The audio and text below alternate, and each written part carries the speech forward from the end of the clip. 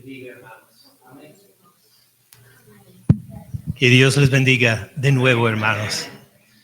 Pues estamos por continuar nuestro estudio del libro de Éxodo, versículo por versículo. Vamos a mirar Éxodo 36, versículo 8 en adelante en un momento, pero antes vamos a preparar nuestra lectura de esta forma. Uno de los temas más esenciales de la Biblia es de considerar la residencia de Dios o la morada de Dios con los seres humanos. Porque Dios es santo y es justo. No puede tolerar el pecado. Dios tiene que castigar el pecado. Y nosotros no somos santos, no somos perfectos, somos pecadores. Merecemos la condenación. Merecemos estar bajo la ira justa de Dios. ¿Cómo vamos a convivir nosotros entonces con un Dios santo? Y por eso vemos desde los primeros capítulos de la Biblia hasta el final este tema que surge a la frente de la Biblia una y otra vez más. ¿Cómo será posible que el Dios santo more con pecadores? ¿Cómo puede no solo morar con nosotros, sino convivir con nosotros? ¿Cómo será posible esto si Dios es santo y justo y tiene que castigar hasta eternamente a los pecadores? Y vamos a ver hoy una respuesta en esto que incluye Éxodo 35, pero nos toca empezar en Génesis capítulo 1. Vamos entonces a Génesis capítulo 1 para ver la construcción de la primera morada de Dios con los seres humanos. Génesis capítulo 1, versículo 1. Y Padre Celestial, mientras examinamos tu palabra, pedimos de nuevo que nos llenes en tu Espíritu Santo. Porque nosotros de nosotros mismos no podemos entender tu palabra. Es imposible. Pero cuando nos llenes en tu Espíritu Santo, de repente tiene sentido. De repente nos revelas tu gloria. Y la gloria de tu morada, no solo con nosotros, sino en nosotros, por tu Espíritu Santo. Padre, ayúdanos a poder entender mejor este tema, no solo en la construcción del tabernáculo en Éxodo 36, sino por toda la Biblia aún. Para que seamos transformados, Padre. Para que nuestro diario vivir sea siempre en tu presencia. Así te pedimos en el nombre de tu Hijo Jesús. Amén. Génesis capítulo 1, versículo 1. En el principio creó Dios los cielos y la tierra. Y la tierra estaba desordenada y vacía. Las tinieblas estaban sobre la faz del abismo. Y recuerden este detalle bastante importante. ¿Quién se movía sobre la faz de las aguas? El Espíritu de Dios. Estamos en el momento de que Dios va a empezar la creación y el Espíritu Santo está presente en esta construcción. Tiene un lugar importante el Espíritu en todo lo que va a pasar en el resto del del primer capítulo de Génesis. Versículo 3, dijo Dios, sea la luz. ¿Y? Fue la luz. Vio Dios que la luz era buena. ¿Y qué hizo Dios? Separó Dios la luz de las tinieblas. Y vamos a ver en estos primeros versículos mucha separación. Primero de la luz de las tinieblas. Versículo 5, llamó Dios a la luz día.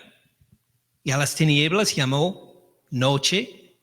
Fue la tarde y la mañana un día. Luego dijo Dios, haya expansión en medio de las aguas. ¿Y qué más? Separe las aguas de las aguas. Hizo Dios la expansión y separó las aguas que estaban debajo de la expansión de las aguas que estaban sobre la expansión. Y fue así. Llamó Dios a la expansión cielos. Fue la tarde y la mañana, el día segundo.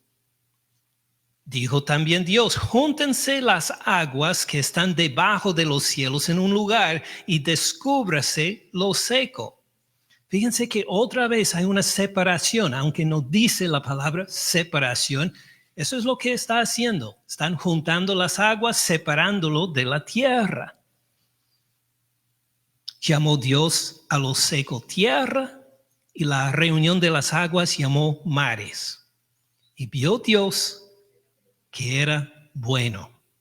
Entonces, no vamos a leer todo el relato hoy, pero noten algunas características que son bien importantes aquí mismo en esta primera creación de un lugar para los seres humanos y los demás seres vivientes para que convivamos con Dios, lo que es la tierra. El papel del Espíritu Santo en esta construcción. Y mucha separación entre el día y la noche, entre las aguas, entre la tierra y el mar, dando a cada lugar su espacio apropiado en vez de tener todo mezclado como un caos. Todo tiene su organización, su lugar en donde los coloca Dios, y como ustedes saben, en el resto del capítulo va a crear a los animales, los peces y todas las otras criaturas. ¿Bien? Espíritu Santo, separación. Dijo Dios que era bueno. Ahora lleguemos a Éxodo 36. Porque ¿qué pasó con esta creación de Génesis 1? Pues claro que hubo Adán y Eva que disfrutaron la creación en obediencia a Dios para siempre. No, pecaron. Pecaron y por eso, pues, no solo Adán y Eva, sino todos sus descendientes, que incluye a todos nosotros, estamos bajo la condenación de la muerte, eventualmente.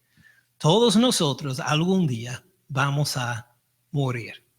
¿O hay alguien que no va a morir? Eventualmente, no, todos vamos a morir.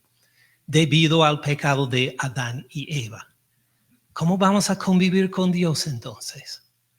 Si esta creación de Génesis 1 fue algo que se quedó marchitado por el pecado. Pues ya leímos juntos, ya han estado con nosotros unos años, ya vimos todo el libro de Génesis, versículo por versículo. Ahora casi terminamos el libro de Éxodo, versículo por versículo. Y encontramos ahora, por segunda vez en la historia, si la primera fue Génesis 1, por segunda vez en la historia, Dios va a morar con su creación otra vez. ¡Qué maravilla! Y la forma que lo hace es por medio de una construcción de que leemos, aún antes de llegar al capítulo 36 de Éxodo, que recordemos algunos versículos de capítulo 35. Éxodo 35, versículo 30. Éxodo 35, versículo 30, Dios, pues por medio de Moisés, habla a los israelitas de esta construcción. Dijo Moisés a los hijos de Israel, miren, Jehová ha nombrado a Bezalel, hijo de Ur, de la tribu de Judá, y lo ha llenado ¿de quién? Del Espíritu de Dios. Otra vez el Espíritu de Dios va a dirigir esta construcción. No va a ser por lo mejor de la inteligencia de los seres humanos. no va a ser por ingenieros especializados, sino el Espíritu Santo de Dios va a dirigir esta construcción, igual como en Génesis 1, pero esta vez lo va a hacer por medio de seres humanos.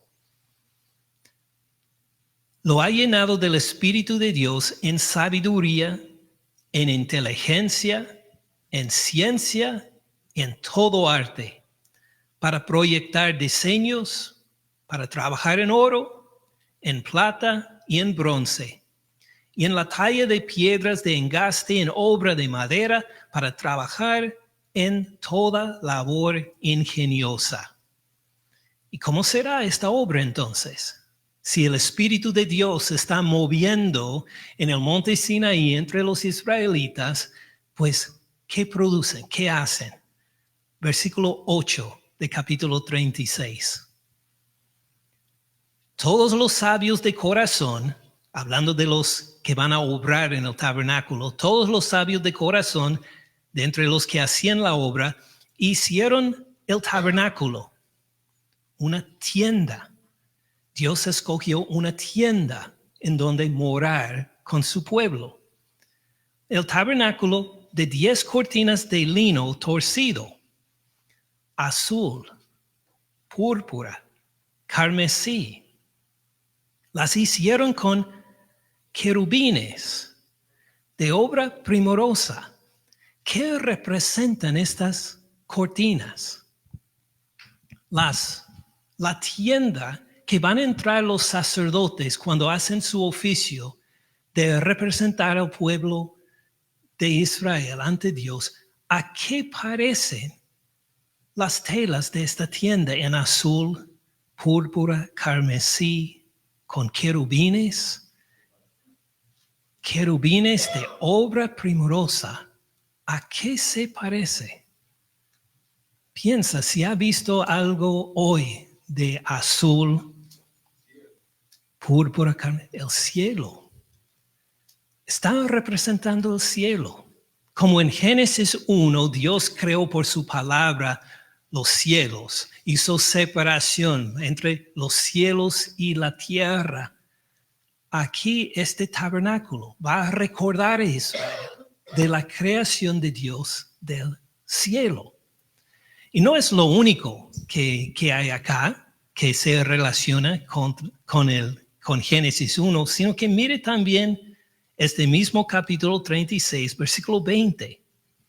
Recuerdan, como vimos en la escuela dominical, había este tabernáculo, esta tienda grande, como estudiamos en capítulos 25 y 26. De hecho, este capítulo es casi una repetición exacta de lo que ya vimos en capítulos 25 y 26. Pero nos cuenta otra vez y de otra forma para que captemos esta diferencia. No solo estamos hablando de muebles de alguna tienda, sino algo que representa el cielo y representa algo más. Miren versículo 20, otra vez. Además hizo para el tabernáculo, ¿qué hizo para el tabernáculo? Tablas de madera de acacia, derechas. Ahora, cuando usted va de camping, siempre lleva las cosas necesarias para pasar la noche en un bosque, ¿verdad?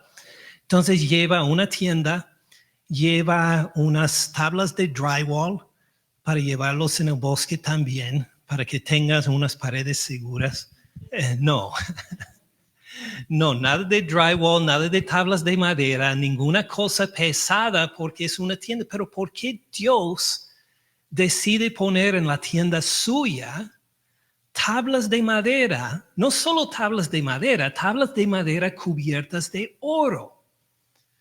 Pues esta tienda es enorme. Primero, va a pesar mucho. Pero Dios está señalando algo que hizo en la creación en Génesis 1 también, que puso una estructura en toda esta creación. No fue un caos, no fue simplemente una mezcla esperando que algo saliera eventualmente después de millones de años.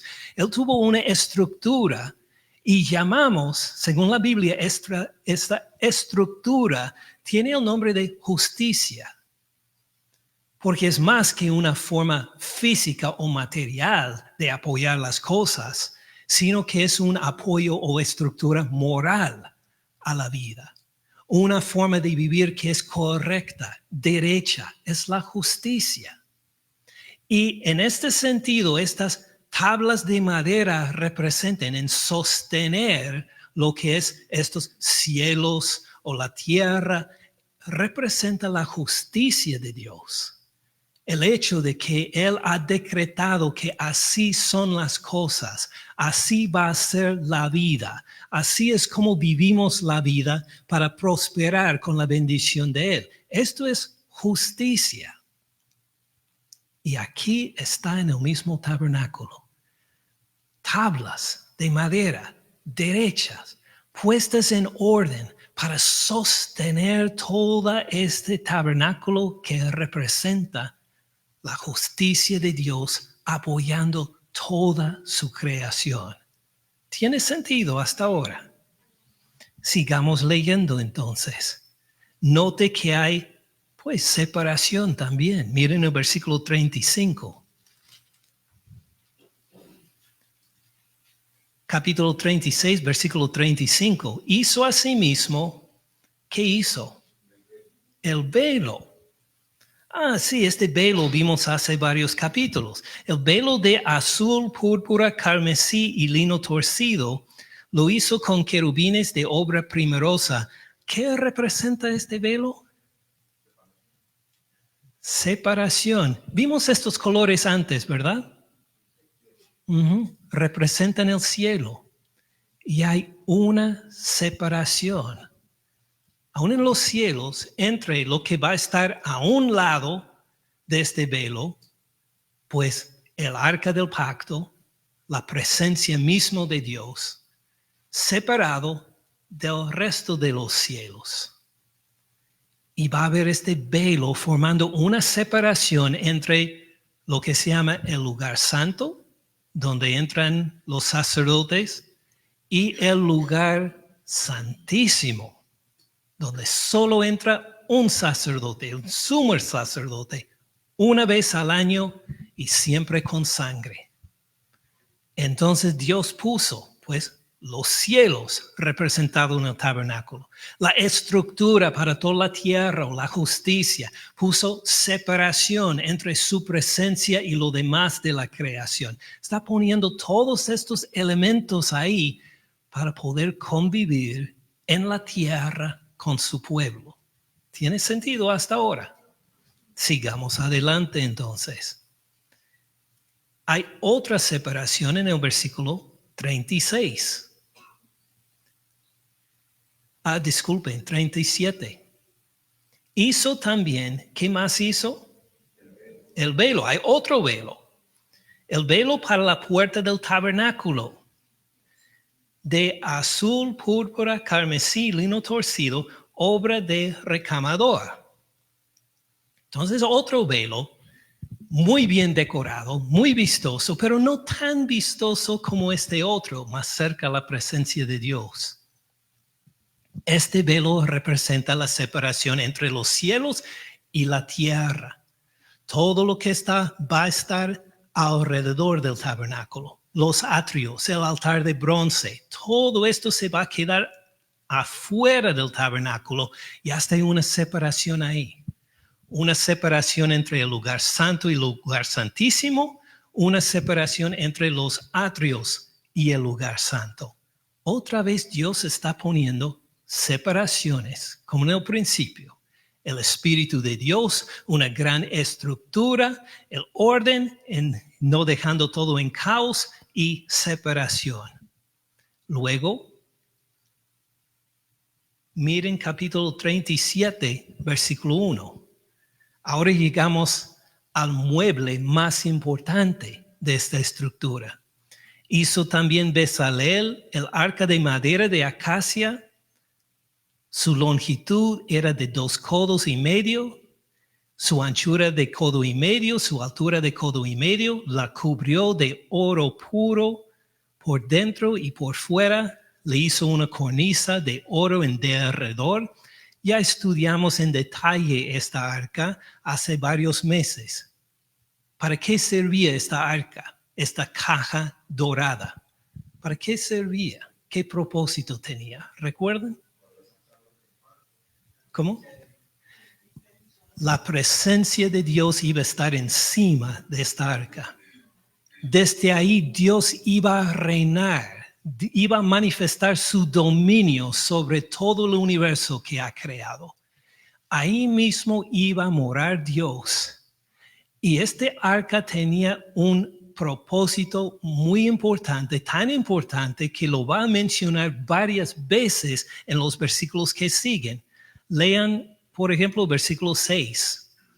Hizo asimismo la tapa de esta arca. ¿Cómo se llama la tapa de esta arca? El propiciatorio de oro puro. ¿Qué significa propiciatorio?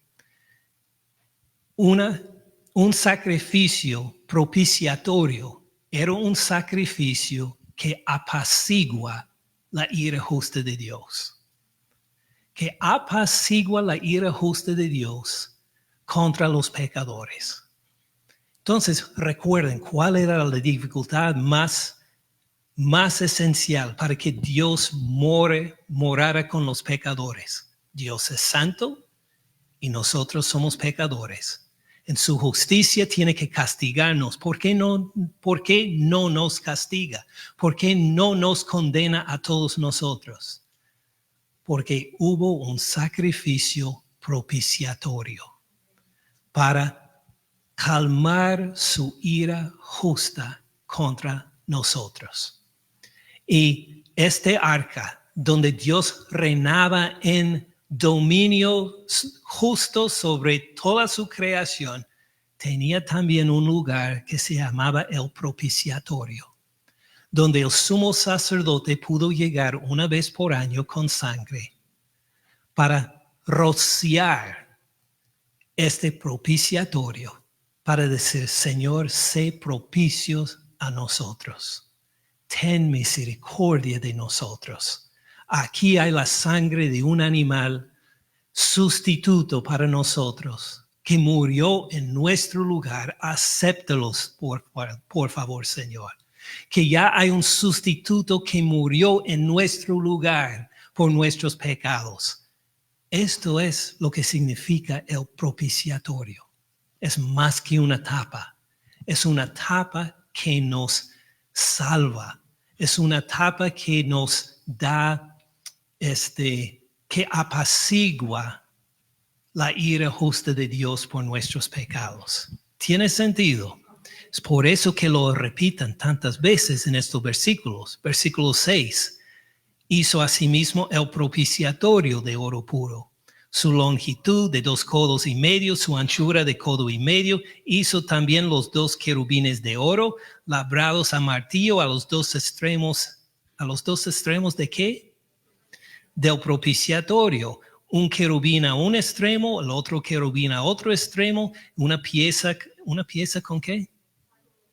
Con el propiciatorio. Hizo los querubines a los 2 extremos.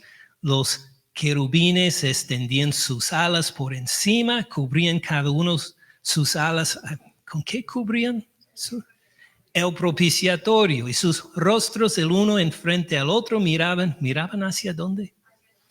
¿Cuántas veces nos han repetido el propiciatorio,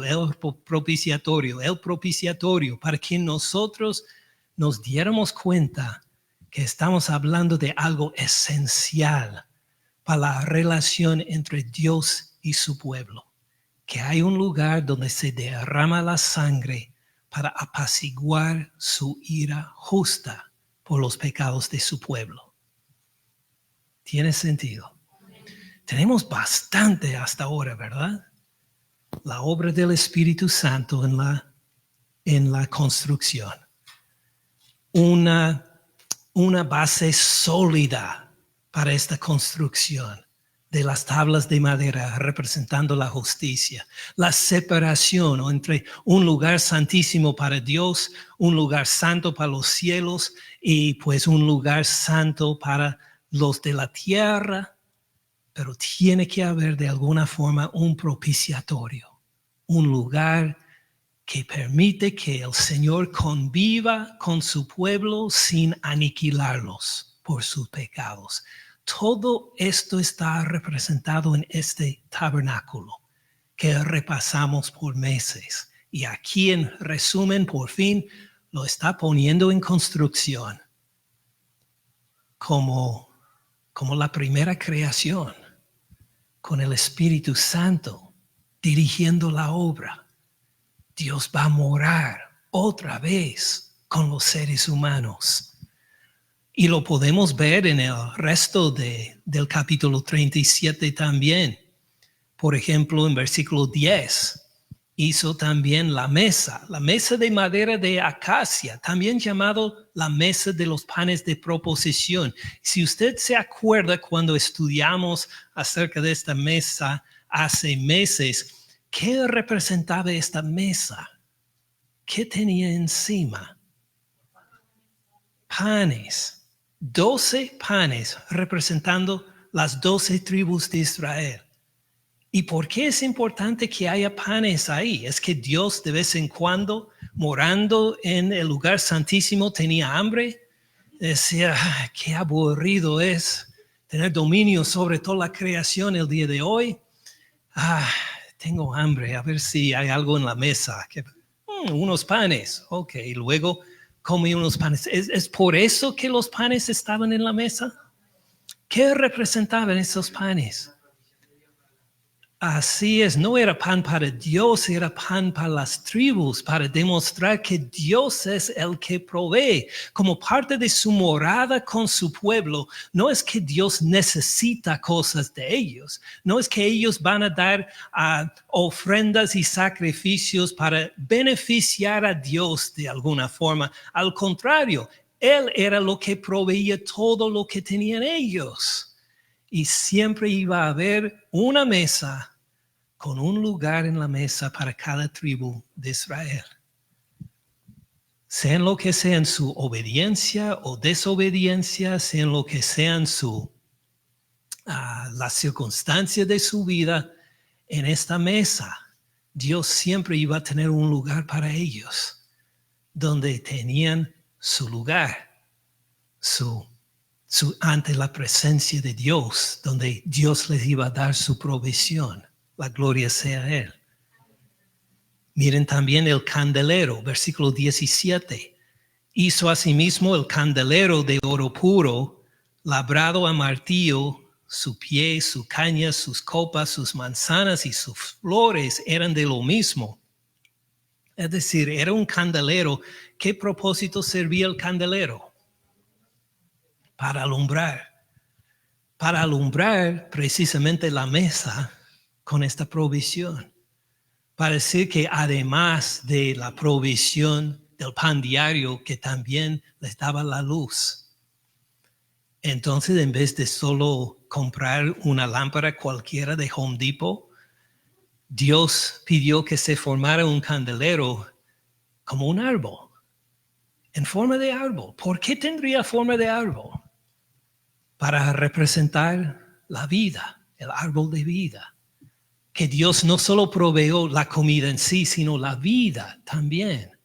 Y hace una luz que nunca será vencida por las tinieblas. Y todas estas cosas están dentro del tabernáculo desde la construcción de la tierra en Génesis 1 hasta ahora en el tabernáculo. Y mire también el versículo 25 para cerrar con este capítulo. Hizo también, ¿qué? Según el versículo 25. El altar del incienso de madera de acacia, de un codo de longitud, de otro codo su anchura, era cuadrado. Ahí se quemaba no animales, no derramaban sangre encima de este altar, sino era para incienso. ¿Y qué representaba el incienso? Si se acuerda cuando lo estudiamos hace unos meses. ¿Qué representaba este incienso? Un olor grato, claro, sí, correcto. Un olor grato, aceptable a Dios.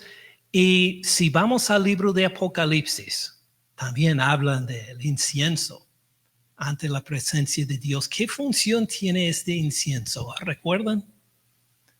Son las oraciones de los santos. Es que sí, Dios da en provisión, en luz, en vida, pero también recibe. ¿Y qué recibe? El incienso o las peticiones de su pueblo. Cuando oran los de su pueblo, es como quemar incienso de olor grato delante de Dios. Él quiere escuchar nuestras peticiones. ¿Se dan cuenta qué privilegio es? Dios quiere escuchar nuestras peticiones.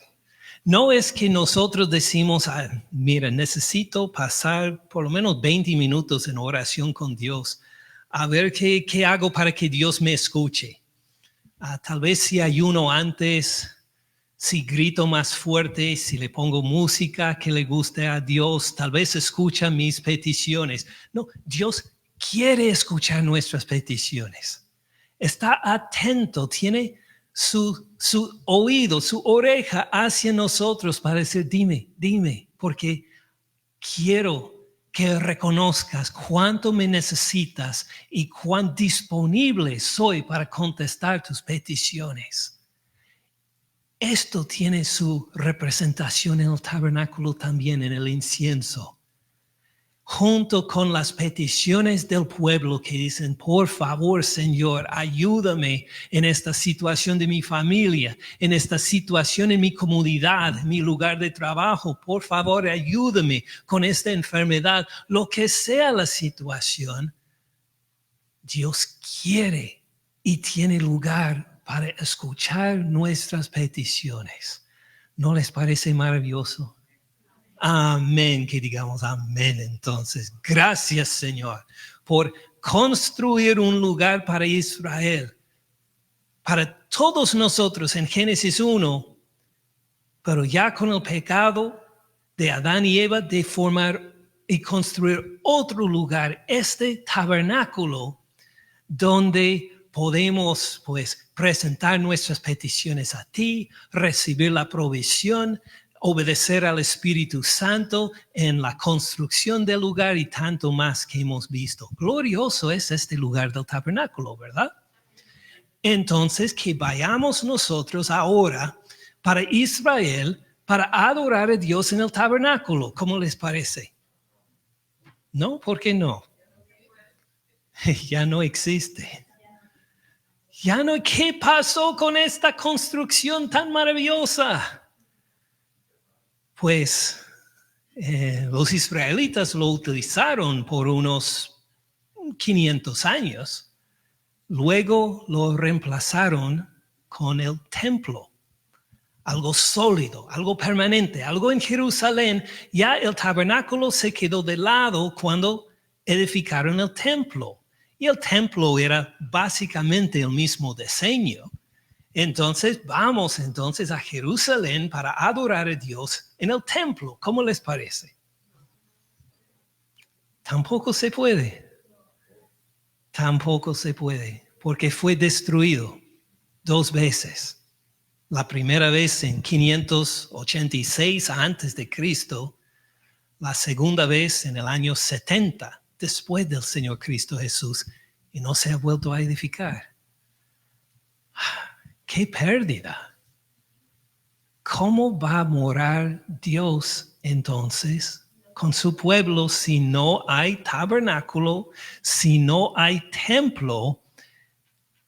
¿Qué haremos para la adoración con Dios? Pues Dios tiene una respuesta maravillosa en el Evangelio de Juan.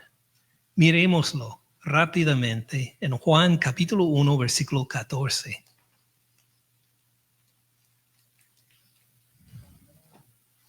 Juan 1:14.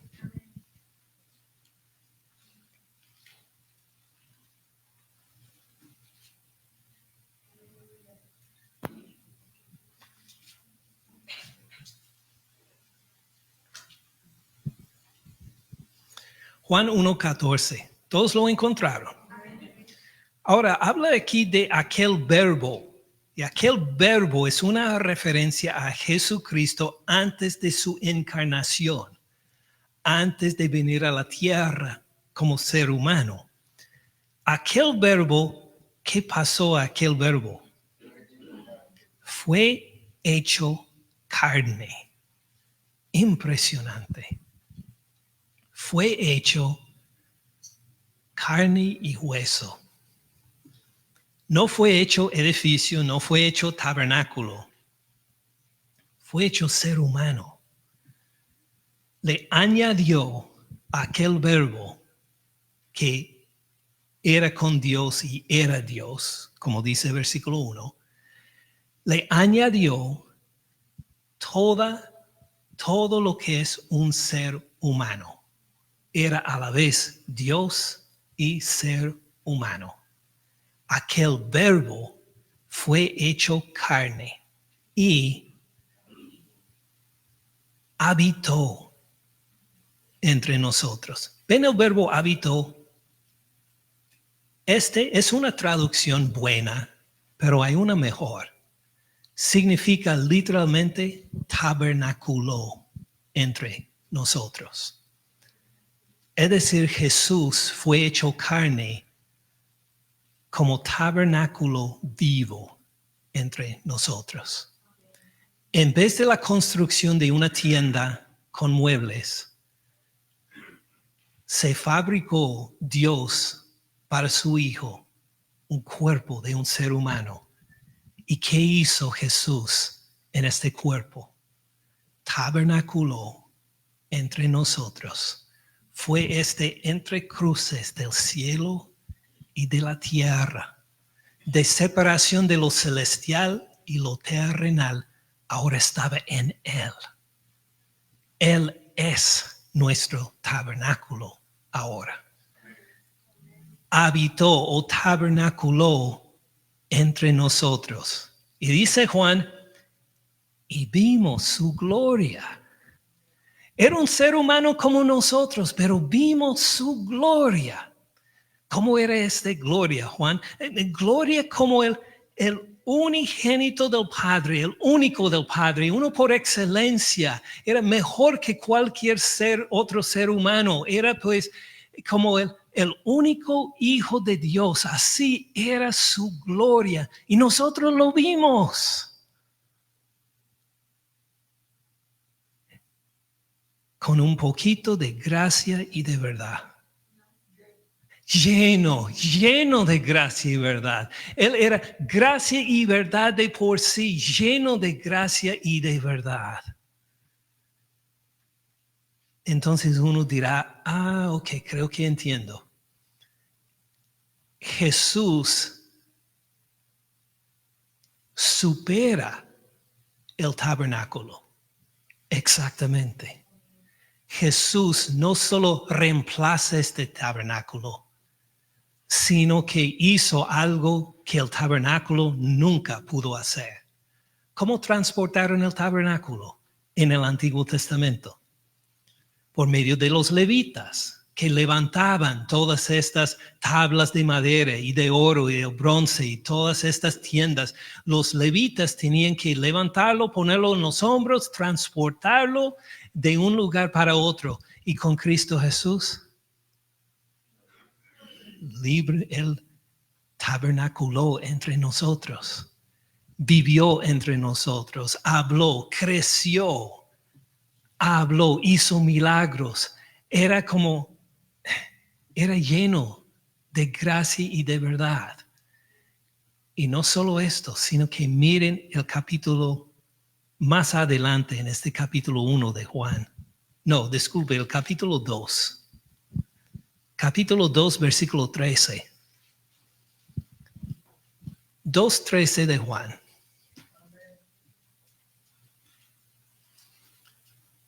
Estaba cerca la Pascua de los judíos. Subió Jesús a Jerusalén y halló en el templo. Oh, sí, recordamos el templo, el tabernáculo, pero hecho más permanente. Halló en el templo a los que vendían bueyes, ovejas y palomas, los cambistas ahí sentados, gente que cambiaba el dinero de la gente para el ciclo del templo. ¿Para qué usaban bueyes y ovejas y palomas? Para los sacrificios en el templo. Así que era una venta para la gente que viajaba al templo, para que no tuvieran que llevar sus bueyes desde tu país de origen hasta Jerusalén. Podía llegar a Jerusalén y pagar o comprar bueyes ya listos para el sacrificio. Muy bien.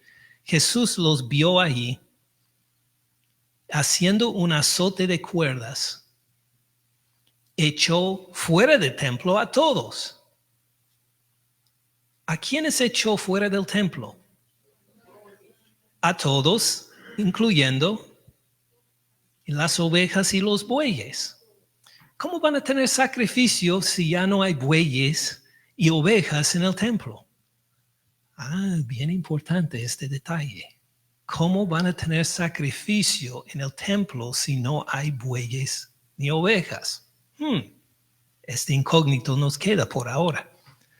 Echó fuera del templo a todos, las ovejas y los bueyes, esparció las monedas de los cambistas, volcó las mesas, dijo a los que vendían palomas: quiten de aquí esto. ¿Quiten qué? Las mesas, los animales, las palomas.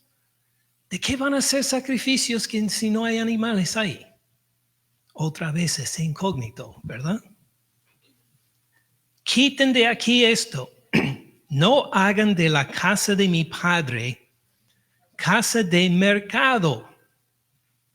Versículo 17. Entonces se acordaron sus discípulos que está escrito de Salmos 69, versículo 9, el celo de tu casa me consume. Entonces los discípulos lo vieron a Jesús que echó no solo a los cambistas, sino a los animales de sacrificio del templo, y que limpió todo y dijo: quiten todo esto de aquí, no hagan de la casa de mi padre casa de mercado. Y dijeron: Salmo 69, versículo 9, mire el celo de Jesús, la pasión de Jesús por la casa de su Padre. Los discípulos dijeron: Jesús está cumpliendo la Sagrada Escritura de Salmos 69, versículo 9. Muy bien, entendemos la lección, Jesús, entendemos. Los judíos respondieron y le dijeron: ¿qué señal nos muestras ya que haces esto? Dice: ok, hay una lección aquí, tal vez no entendemos lo que es. Los discípulos pensaron que entendieron, los judíos no. Danos una señal. Jesús acaba de darles una señal. Ni entendieron la señal que tenían que interpretar. Respondió Jesús y les dijo: destruyan este templo. ¿Ven este verbo ahí, destruid? ¿Por qué dice destruid? Nosotros nunca decimos destruid, ¿verdad? ¿Por qué no decimos destruid? ¿Qué significa destruid? ¿Cómo? Sí, destruir por completo. Hacer desaparecer. Es un mandato en forma de vosotros. ¿Ustedes hablan en forma de vosotros? No hay ningún español acá, ¿verdad? Todos somos de Latinoamérica, no hablamos en forma de vosotros. Destruid es la forma que un español dice destruyan. Nosotros diríamos destruyan. Fíjese que Jesús, ¿qué está mandando a los judíos? No dice si destruyes, si destruyen. ¿Qué les manda? que destruyan el templo. Destruyan este templo y en 3 días lo levantaré. Imagine pedirles esta señal. Ok, ustedes destruyan este templo y en 3 días lo volveré a levantar. ¿Cómo vamos a atrevernos a destruir el templo de Dios? ¡Qué ridículo! Jamás haríamos cualquier cosa. Y luego dices que tú lo puedes levantar en 3 días. ¡Qué ridículo! Dijeron luego los judíos, en 46 años fue edificado este templo, y tú en 3 días lo levantarás. Mas él hablaba del templo. ¿De qué? ¿Será que su cuerpo es el templo? Exactamente. Este fue el punto. Su cuerpo es el templo, supera en importancia el templo. Los judíos no lo entendieron, ni sus discípulos en este momento entendieron lo que significó Jesús. Por tanto, cuando resucitó de entre los muertos, sus discípulos se acordaron que había dicho esto. Se les cayeron el 20. Ahora entendemos. Y creyeron la escritura, Salmo 69, versículo 9. El celo de tu casa me consume. Creyeron la escritura y la palabra que Jesús había dicho. Fíjense bien en esta palabra. El celo de tu casa, ¿qué hace? Me consume. ¿Hubo algún momento en la vida de Jesús cuando fue consumido en cierto sentido? Cuando fue crucificado y murió. Por celo de la casa de Dios, no solo fue consumido por una pasión, fue consumida su vida. Murió. Y al 3er día resucitó. Destruyan este templo. Quita los animales de sacrificio. Ya no son necesarios. Destruyan este templo. Y en 3 días lo levantaré, un nuevo templo, su propio cuerpo, resucitado de entre los muertos. Ven cómo Jesús es el blanco de nuestra adoración ahora. Que no es solo un lugar como el tabernáculo, como el templo, sino nuestro Señor Cristo Jesús resucitado. Reemplazó el templo, superó el templo. Si usted está esperando que que vuelvan a construir el templo, tiene su fe en una dirección equivocada, porque la fe no se encuentra ya en el tabernáculo ni en el templo, sino en nuestro Señor Cristo Jesús, que fue crucificado por nuestros pecados y que resucitó de entre los muertos al 3er día. Destruyan este templo y en 3 días lo levantaré. Cristo Jesús nos dirige, el que tabernaculó entre nosotros, nos dirige a que esta temporada de tabernáculos y templos ya pasó. Nuestra adoración va hacia Él. ¿Tiene sentido? Padre Celestial, gracias por contarnos exactamente cómo tú moras entre nosotros. Ya no por medio del tabernáculo, por maravilloso que fue, no por el templo que también fue glorioso, sino por tu Hijo Jesús que murió en la cruz por nosotros. Gracias por haberlo levantado o resucitado al 3er día y por decirnos claramente que Él es digno de nuestra adoración. Oh Padre Celestial, pedimos que en 8 días, si por tu gracia podemos repasar el resto de este capítulo 38 de la construcción del tabernáculo, que podamos ver que tiene que ver con el Espíritu Santo y su morada con nosotros. Pedimos esta gracia, Padre, que nos protejas y nos permites volver en 8 días para ver el resto de la historia. Pero mientras tanto, haznos maravillar de tu Hijo Jesús, no solo nuestro Señor y Salvador, sino nuestro tabernáculo y templo suficiente, el que abrió el velo para que nosotros entremos por su cuerpo en tu presencia, ya perdonados, justificados, recibidos como hijos adoptados. Gracias, Padre Celestial, por tanto que nos has dado en tu Hijo Jesús, en cuyo nombre oramos. Amén.